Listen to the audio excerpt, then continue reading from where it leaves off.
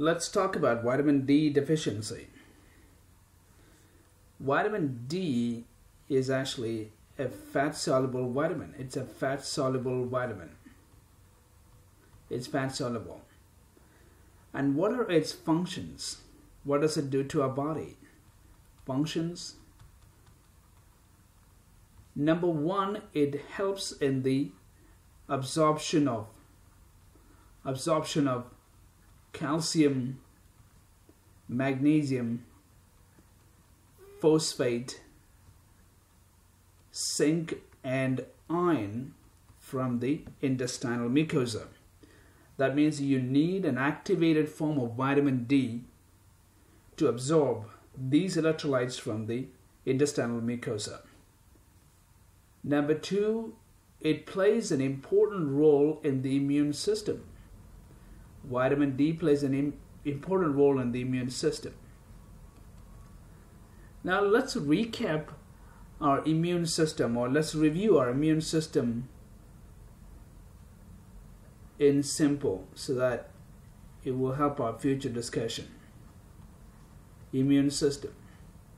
So immune system has two parts. One, it has innate immunity, then it has acquired immunity. Now immunity is the first line of defense we have. It is skin, mucous membrane, then you have natural killer cells in the blood, natural killer cells, then also macrophages. So these consist of innate immunity. This is the first line, immune response. Then acquired, it has cell-mediated immunity and antibody-mediated immunity. Antibody-mediated immunity. So cell-mediated immunity is with the help of T cells, T lymphocytes, and B lymphocytes. T cells and B cells. And antibody-mediated immune system or immune response is called humoral immunity. Humoral immunity. Humoral. Now, let's see how vitamin D is helping the immune system, or what role vitamin D has in the immune system. If you first look at the innate immune system, let's look at the macrophages and what vitamin D does to macrophages. So once the bacteria or virus or any foreign organism enters the cell, so this is the skin, and the bacteria breaks into the cell. Okay, and here's the bacteria. And once the bacteria gets into the cell, there are macrophages within the cells. There are macrophages within the cells. This macrophage's responsibility is to go take care of this bacteria, go kill this bacteria. Now we also have vitamin D in here in this cell. Okay? And the vitamin D will go ahead and stimulate this macrophage. And once the vitamin D stimulates the macrophage, there will be a cascade of chemical reactions will take place within the macrophage, and the end product of this reactions, chemical reactions within the macrophage, is the production of peptides. Will produce peptides. And what's the responsibility of the peptides? What does the peptides do? Peptides kill the bacteria. Peptides kill the bacteria. Peptides kill the bacteria. So this is how vitamin D helps the innate immune system, by enhancing macrophages. Now, vitamin D also do one more thing when an organism enters into the cell. That is say, here's again our cell and bacteria. There is another thing within the cell called monocytes. Monocytes. Whenever monocytes recognizes the presence of a foreign body or a bacteria, virus, anything like that, this will start releasing inflammatory markers.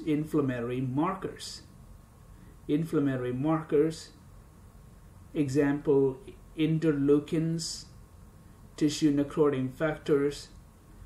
And what this inflammatory markers does is it will bring in more inflammatory cells into the cell to cause inflammation.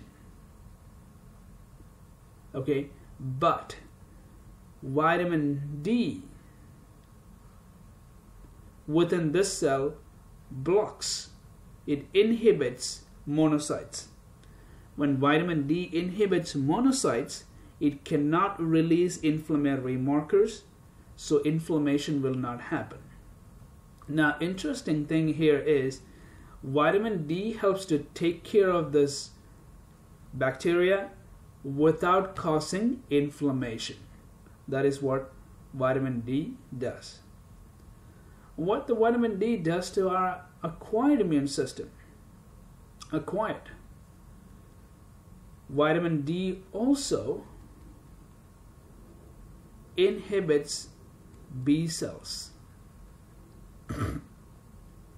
And the B cells will be inhibited, thereby antibody production does not happen. Production does not happen. And the same way vitamin D also inhibits T cells. Both these are responsible for inflammation. So once these two cells are blocked, there is decreased inflammation in the body. Also, there is decreased immune response of the body.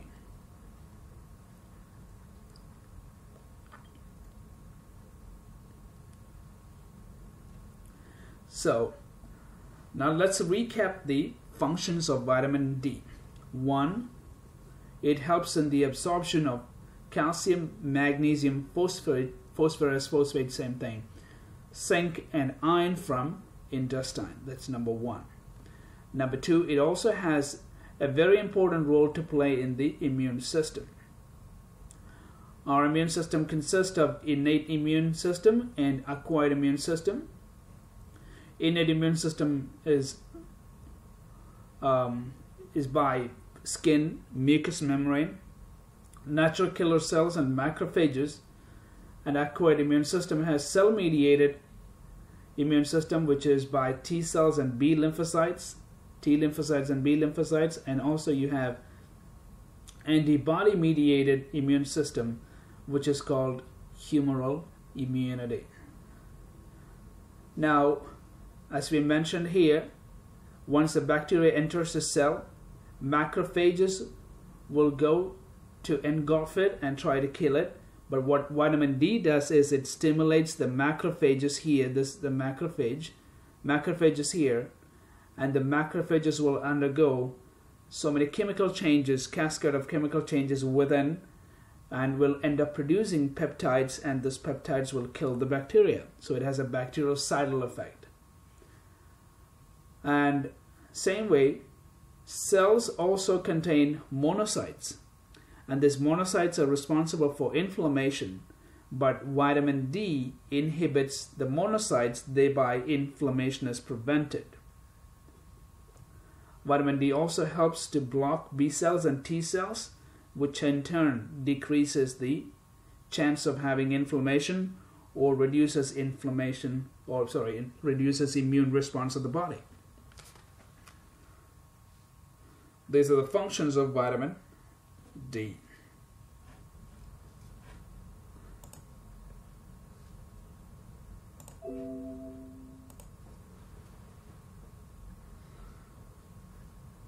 So to recap functions,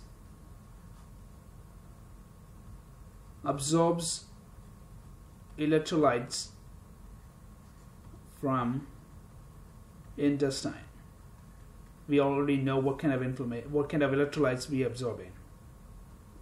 Number 2, it prevents infection. Number 3, it prevents inflammation.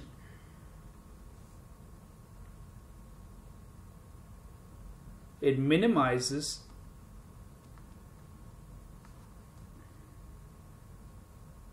inflammation or immune response.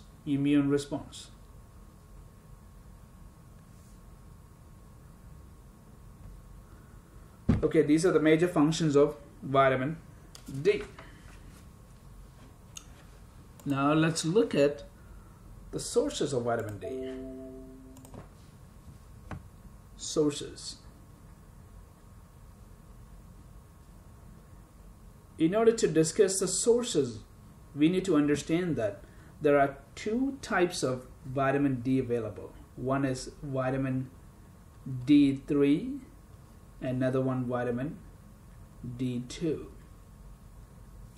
Vitamin D is otherwise called cholecalciferol, and D2 is called ergocalciferol. Vitamin D3 main sources are 1. Skin synthesis.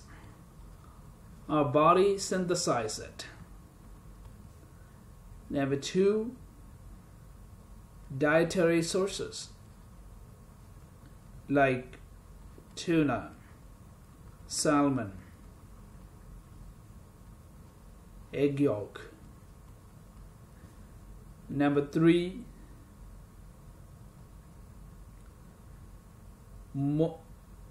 immune cells produce vitamin D3. Now, we already talked about our immune cells, how vitamin D is helping our immune cells, or how vitamin D is influencing our immune cells, like macrophages, T lymphocytes, and B lymphocytes. All these cells are also capable of producing vitamin D.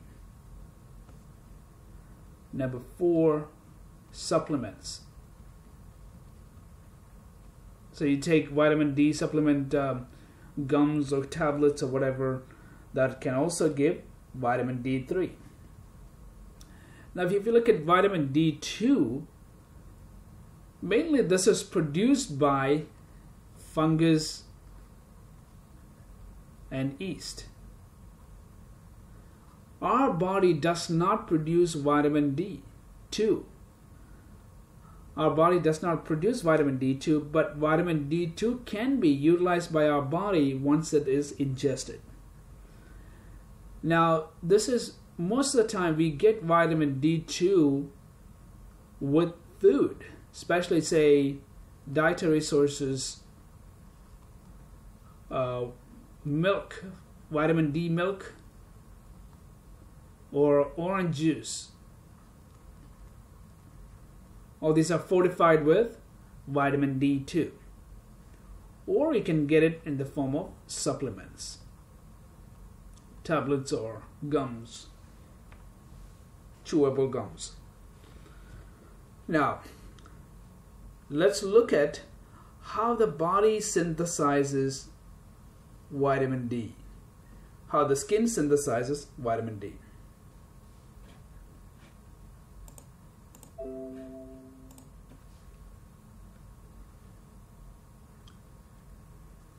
Vitamin D3 synthesis.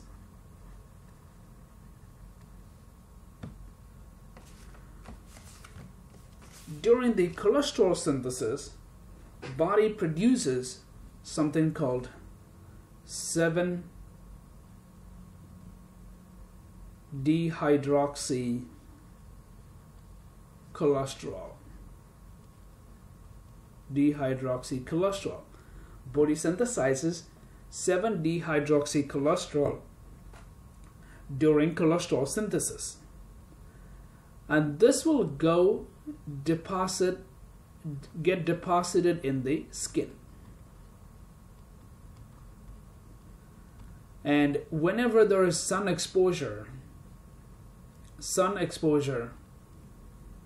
UV rays will stimulate this and will convert into cholecalciferol.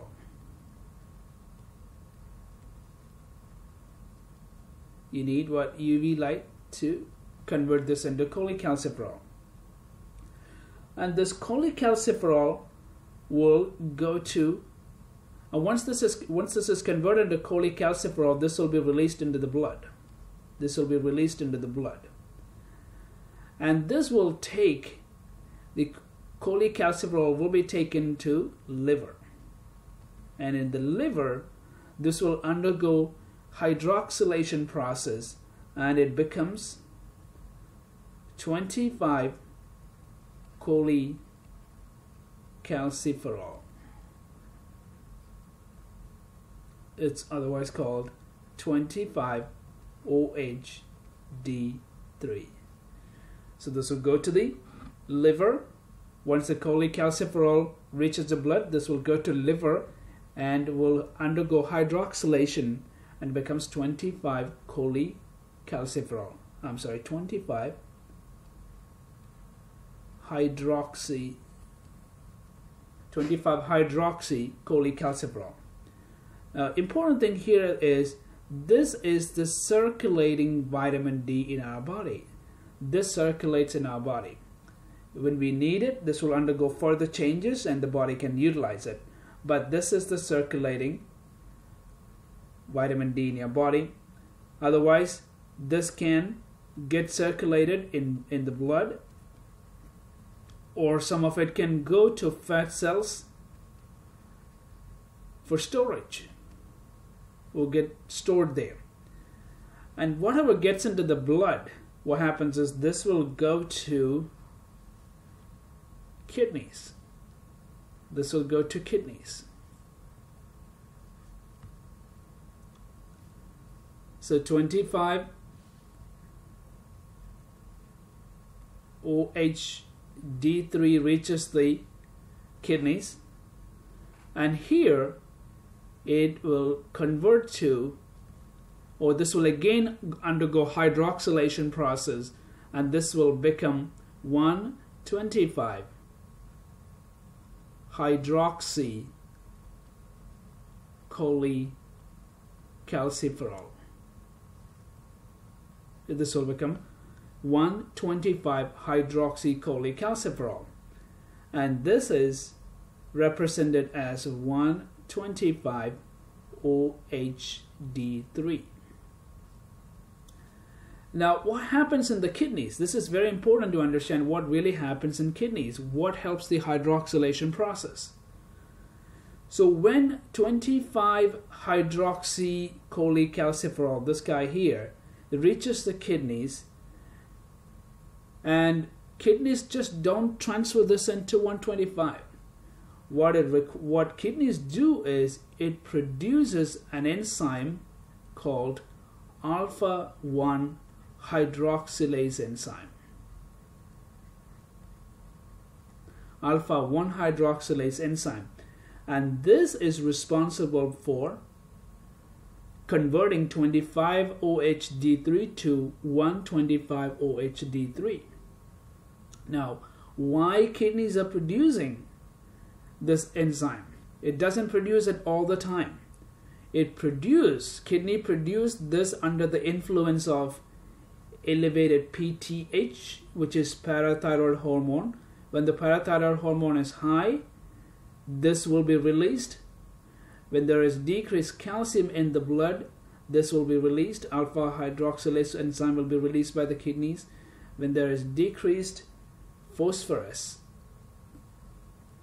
kidneys will release the alpha-1 hydroxylase enzyme. Because decreased calcium, decreased phosphorus means it needs vitamin D to go get calcium and phosphorus from the intestine. So that is why when there is decreased calcium or decreased phosphorus, this will stimulate the kidneys to release alpha hydroxylase enzyme, and this will activate the vitamin D to an active form of vitamin D, which is 1,25-hydroxycholecalciferol. Now, this is the activated form of vitamin D3.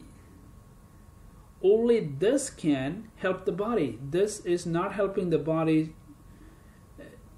Rather, this is required to help the body, 125. So once this is formed, what happens? This will go to intestine. And we'll get more calcium, it will get more phosphorus, and all the other rest of the electrolytes we talked about. Then this will also go to immune cells.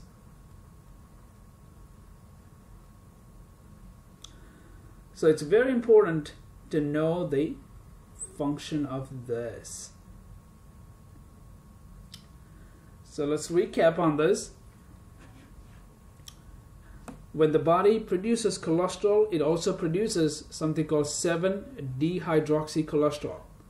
This will be deposited in the skin, and when we get sun exposure, UV rays will stimulate the 7-hydroxycholesterol and convert this into cholecalciferol. And cholecalciferol will get into the blood, will go to liver, where it undergoes hydroxylation process, becomes 25-hydroxycholecalciferol, which is 25-OHD3. This is the circulating vitamin D. This will be either circulating in the blood, or this can go to the fat cells for storage. When this reaches the kidneys, kidneys will produce an enzyme called alpha-1 hydroxylase, and this will convert 25-OHD3 into 1,25-OHD3, which is 1,25-hydroxycholecalciferol, and this is the active form of vitamin D.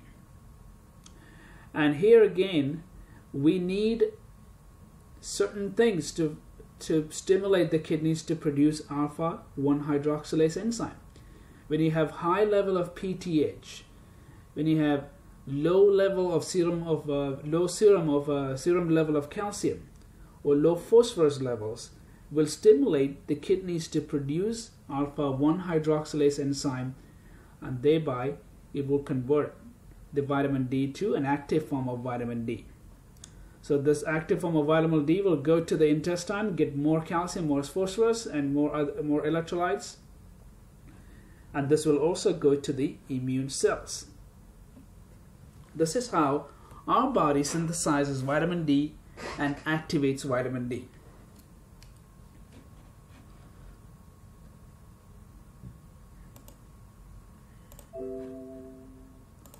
Let's also look at vitamin D2. As I mentioned before, our body does not synthesize this, but once we get this, the body utilizes it, just the way D3 is utilized. D3 is ergocalciferol, and it undergoes the same process. It goes to the liver, it becomes 25-hydroxy ergocalciferol. Here it is 25-OHD2 instead of D3. Then this will go to kidneys. It becomes 1,25-hydroxy ergocalciferol. Otherwise it is 1,25-OHD3. And again, this is the active form of vitamin D2. And this also requires alpha-1 hydroxylase enzyme.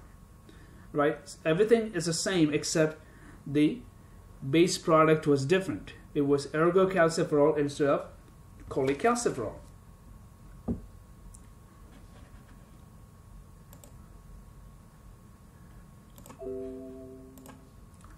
Now we are going to look at the causes of vitamin D deficiency. Vitamin D deficiency causes. Number 1, lack of sun exposure.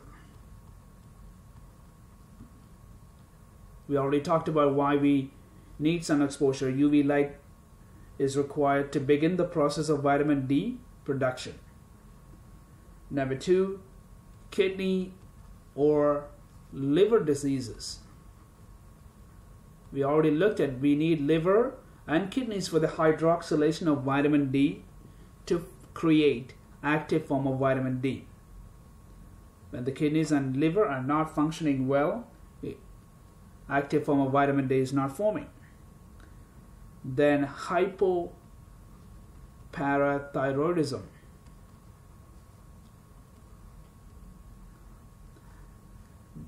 We already talked about the role of PTH. PTH is required to stimulate the kidneys to produce. It stimulates the kidneys to produce, stimulates kidneys to produce alpha-1 hydroxylase. And this enzyme is required to convert 25-OHD3 to 1,25-OHD3, or it could be D2 and here D2. So whatever it is, you need alpha-1 hydroxylase. When you have decreased amount of PTH, this stimulation is not going to happen, this conversion is not going to happen. There is a chance of vitamin D deficiency. Then number 4, malabsorption. We know vitamin D is a fat-soluble vitamin. It's a fat-soluble. So it requires bile to absorb from the intestine. It requires bile.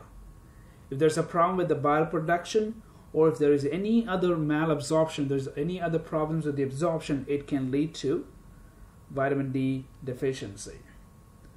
And there are some medications like steroids, long use of steroids, or stress. Here, cortisol is produced by the adrenal gland in response to stress. And these two, what it does is this will occupy the receptors of vitamin D.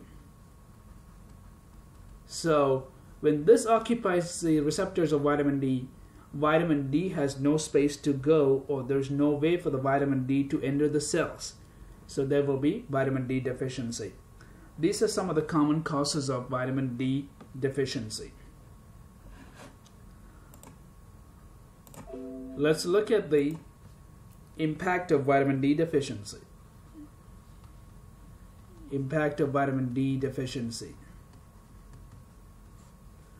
Number 1, as we already mentioned, that when there is a decreased amount of activated vitamin D, it is not getting electrolytes. Importantly, it is not getting enough of calcium into the blood. And what the calcium does is it goes to the bones, and the bones will get strengthened. And when there is decreased amount of calcium, there will be bone loss. Because there will be sometimes body takes the calcium from the bones to maintain the serum calcium level when it does not get enough of calcium from the intestine. So there will be bone loss, which can lead to osteopenia or osteoporosis.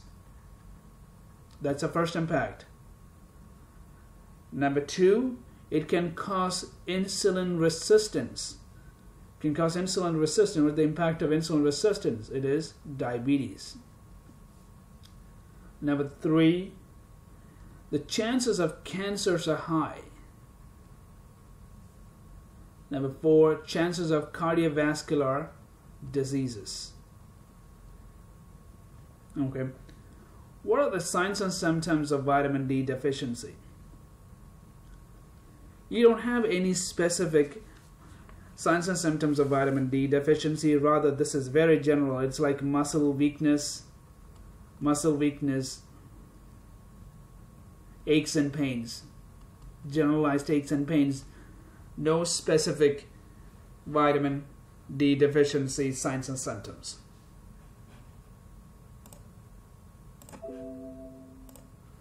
Let's look at what kind of workup we need to do in case of vitamin D deficiency. Workup.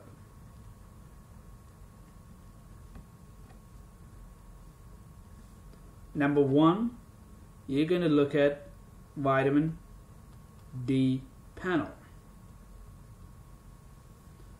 When we get report, vitamin D panel report, this is how we get total vitamin D,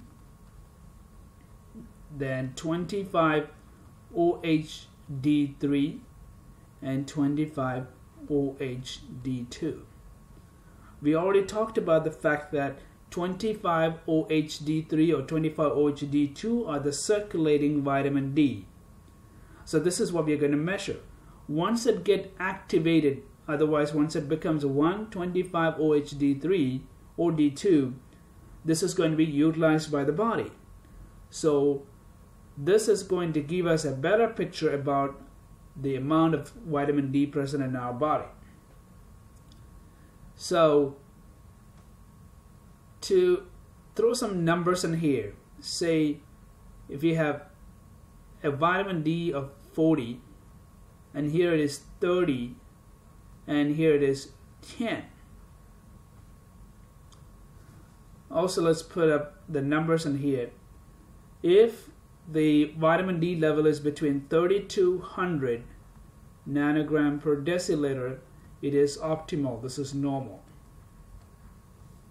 If it is from 20 to 29, it is suboptimal. And if it is less than 20, there is deficiency. Okay, so this is what we're going to go with. So in this case, we know the total vitamin D is 40, so way within the normal range. So the vitamin D is normal. Okay, and most of this vitamin D is coming from in the form of vitamin D3. That means the body is producing sufficient amount of vitamin D3. And D2, we already talked about the fact that this is not produced by the body. Rather, this person is getting from some kind of sources. It could be a dietary source, or this person is taking some vitamin D2 pills. So somehow this person is getting supplements, and that is why D2 is showing up as 10. Even if it is 0, we still don't care about it because the body is producing enough of vitamin D. We don't care even if it is 0. Now say if this person's total vitamin D is 30 and D3 is 10 and D2 is 20. That means this person's vitamin D level is normal. We are happy with it. But most of its vitamin D is coming in the form of supplements. These are the supplements. This is coming in the form of supplements. His body is not producing enough of vitamin D3. Most of it is coming from external sources. That is what this says. So when you read these numbers, this is how you look at. This is what the body produces. D3 is what body produces. D2 is what we are going to supplement. And we need to look at the total number. So this is how we read a vitamin D panel. What's the second test you order? Second is CMP. We're going to look at liver and kidney functions. We need a healthy liver and kidneys for the vitamin D synthesis. So that's another thing we're going to look at. The number 3, we're going to look at the PTH level. Now, you don't have to look at the PTH level all the time. In case of vitamin D deficiency, vitamin D deficiency can be diagnosed with vitamin D panel. And you know by looking at liver and kidney function, you know if there's any damage to the liver or kidneys. You really don't have to go ahead and order the PTH level in that case. But if the CMP shows increased calcium, then it's a good idea to go ahead and order PTH. Now, you know that when vitamin D is low, what happens? It increases the PTH, parathyroid hormone, because you're expecting the PTH to go stimulate the kidneys to release alpha-1 hydroxylase to convert the vitamin D. So that means whenever there's decreased vitamin D, body is going to produce increased amount of PTH. But what happens is the kidneys are producing alpha-1 hydroxylase, but there is no vitamin D OHD3, 25 OHD3 to convert. So vitamin D consistently will be low. But what else PTH does? This will go to the bones and releases more calcium, because we are not getting calcium through this process. So it will go to the bones and releases more calcium, and this will cause hypercalcemia. So if you notice hypercalcemia in the CMP, only then you're going to order PTH. So what's the PTH is going to show in that case? PTH will be elevated. And this elevated PTH is what do we call once PTH is elevated? It is called hyperparathyroidism. But this is not primary hyperparathyroidism, because this is in response to low vitamin D. So this is secondary. This is secondary hyperparathyroidism. So these are three basic workup we do in case of vitamin D deficiency.